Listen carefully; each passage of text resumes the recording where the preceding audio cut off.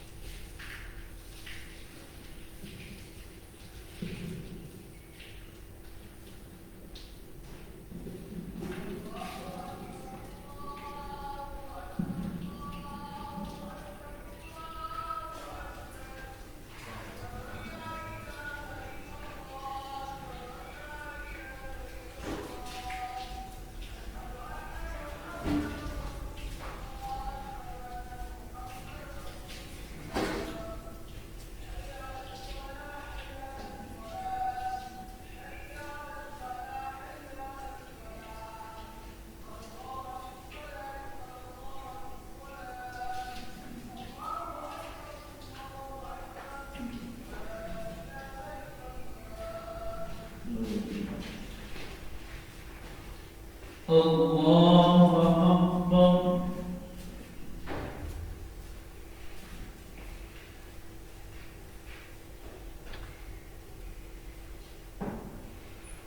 الحمد لله رب العالمين الرحمن الرحيم مالك يوم الدين إياك نعبد وإياك نستعين اهدنا الصراط المستقيم صراط الذين أنعمت عليهم غير المغضوب عليهم ولا الضالين.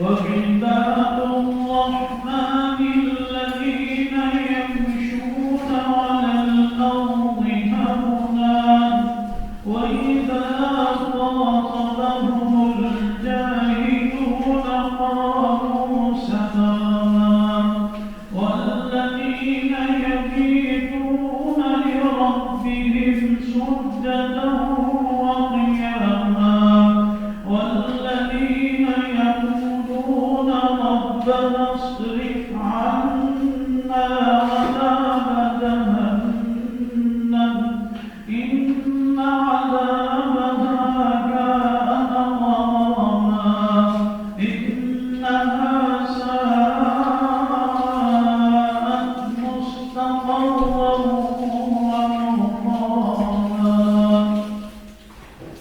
الله أكبر.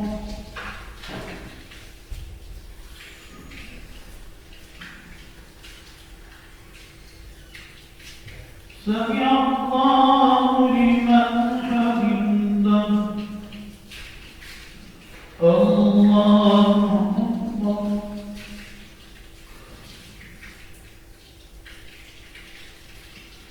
الله أكبر.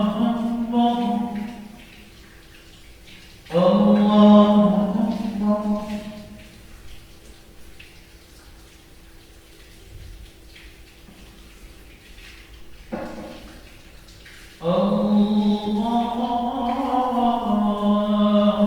أكبر. الحمد لله رب العالمين الرحمن الرحيم مالك يوم الدين إياك نعبد وإياك نستعين اهدنا الصراط المستقيم صراط الذين أنعمت عليهم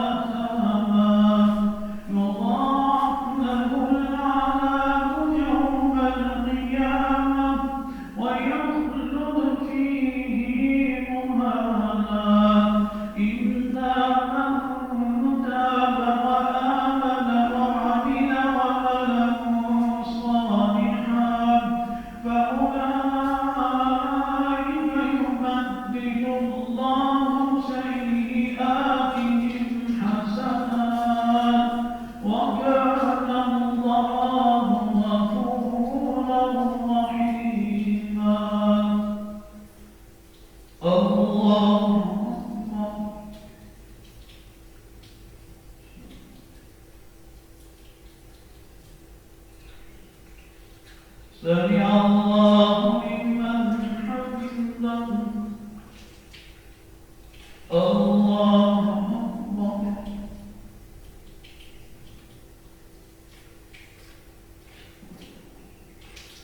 الله أكبر الله أكبر الله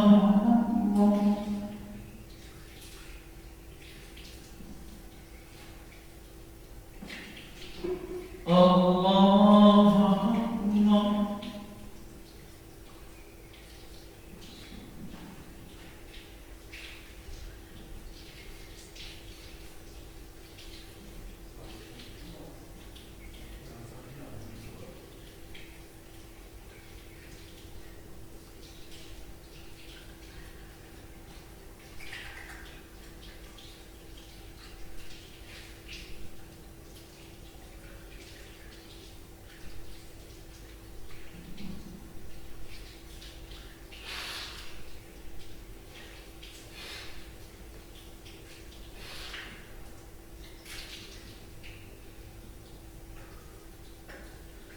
السلام عليكم ورحمة الله السلام عليكم ورحمة الله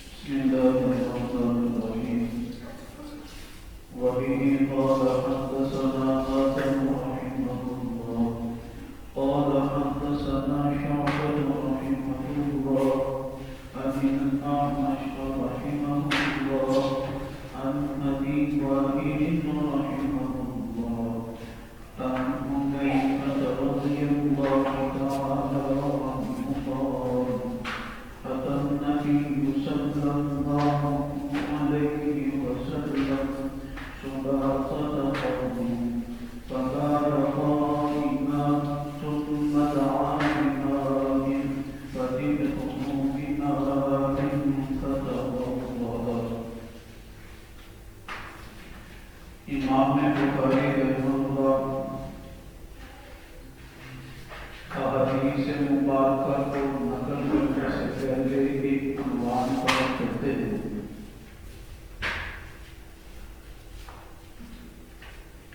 دینی تعلیم حاصل کرنے والے لوگوں کو کہا جاتا ہے یہ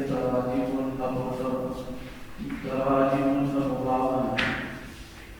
یعنی امام بخاری رحمہ اللہ نے کچھ عنوانات قائم کیے ہیں.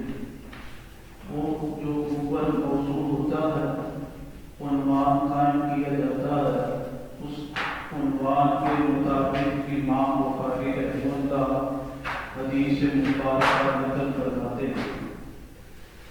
اگر یعنی اس حدیث مبارکہ جو سمجھی جاتی ہے وہ کہتے ہیں اس حدیث مبارکہ سے یہ مسئلہ سمجھ آ رہا ہے. جب امام بخاری رحمہ اللہ اس مسئلہ کو سمجھتے ہیں تو پھر وہ موضوع بنا دیتے ہیں, عنوان دے دیتے ہیں. اس عنوان دینے کو یہ بھی کہا جاتا ہے کہ فقہ بھی کہہ دیتے ہیں کہ دین کی بات کو سمجھ جاتے ہیں. جیسے امام بخاری رحمہ اللہ نے یہاں پر باب قائم کیے باب الدور قائم و قاعدہ کہ پیشاب کرنے کی اجازت ہے کھڑے ہو کر اور بیٹھ کر کی.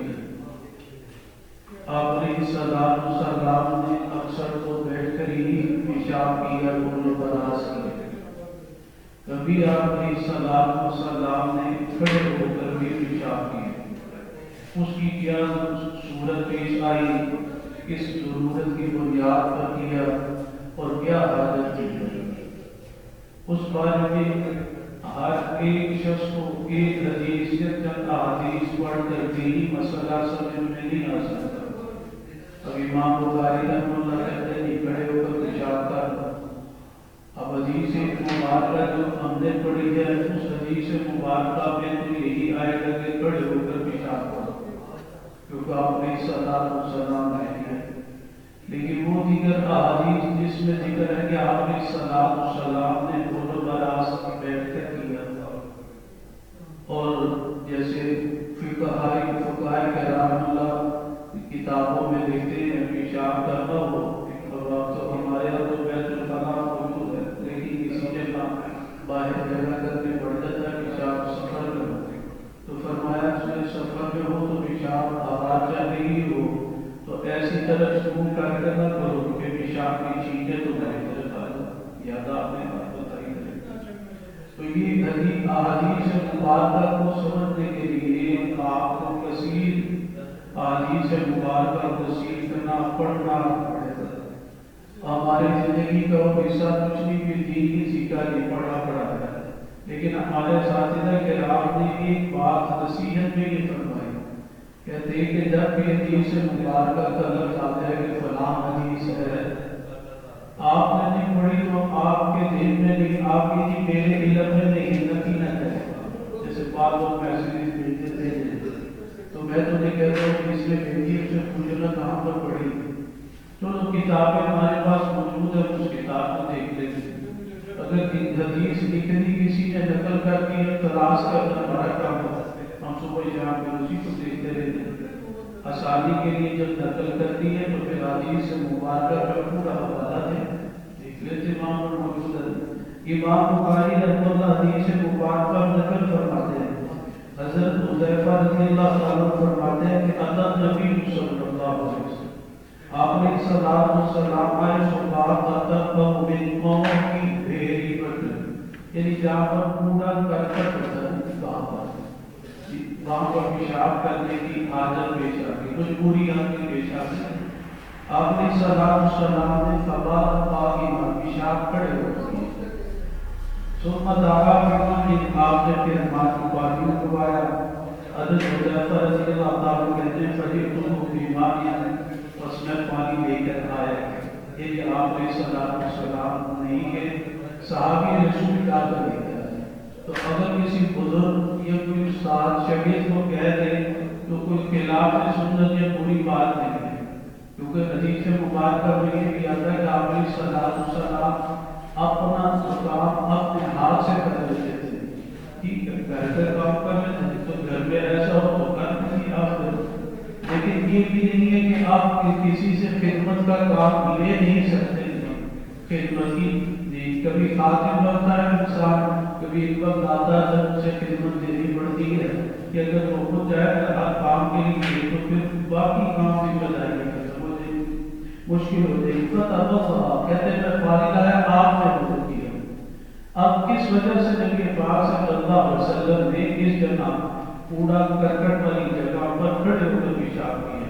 محدثین کرام رحمۃ اللہ اس کی ایک بات کی وجہ یہ فرماتے ہیں کہ مجبوری کی عادت تھی، نیچے کوڑا کرکٹ تھا، اگر آپ نیچے بیٹھتے تو کپڑے آلود گندگی سے آلود ہو جاتے تھے، یا آپ پیشاب کرتے تو اس کی چھینٹیں آپ کے کپڑوں پر پڑ جاتی تھی. بعض محدثین کرام رحمۃ اللہ نے یہ بھی فرمایا کہ آپ کو تکلیف کی جائے، تکلیف تھی قبر میں یا گھٹنوں میں ایسی تکلیف تھی جس وجہ سے آپ نے کھڑے ہو کر پیشاب کر دیا، لیکن اس کو عادت بنانے کی اجازت نہیں. اب کوئی بزرگ ہو، بیماری کی حالت ہو، مجبوری ہو، وہ اس میں کھڑے ہو کر پیشاب کر لے تو اس کی اجازت اور رخصت ہے. لیکن جیسے اب ہوٹلوں میں جائیں وہاں پر آپ کھڑے ہو کر ہی پیشاب کر رہے ہیں، بعد میں وہاں پر تو استنجا یعنی پانی کے استعمال کرنے کی صورت نہیں ہوتی، چھینٹیں بھی جسم پر پڑ جاتی ہیں، کپڑوں پر بھی پڑ جاتی ہیں.